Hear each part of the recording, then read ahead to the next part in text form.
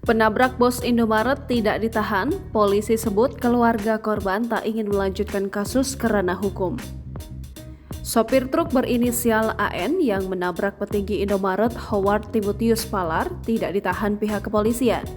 Alasannya, pihak keluarga korban tidak bersedia Howard divisum.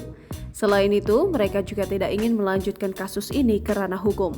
Kanit Lakalantas Polres Tangerang Selatan, Ibtu Nanda Setia, menjelaskan bahwa sopir tersebut juga bersikap kooperatif saat diperiksa polisi.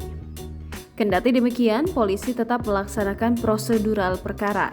Setelah melakukan olah tempat kejadian perkara, kendaraan truk diamankan di Polres Tangerang Selatan.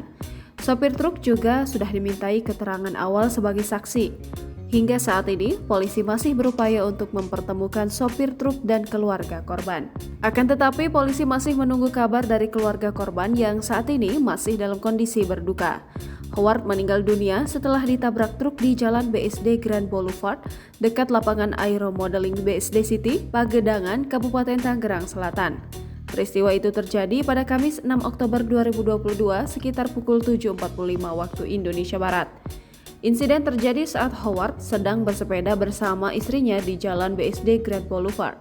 Musibah datang ketika barang milik Howard terjatuh. Dia dan istrinya mencoba menepi ke pinggir jalan. Namun setelah sang istri menepi, Howard langsung berputar balik untuk mencari barang yang terjatuh. Kemudian truk Colt Diesel yang dikemudikan AN melaju dari arah Vanya Park menuju Ciakar melalui Jalan BSD Grand Boulevard.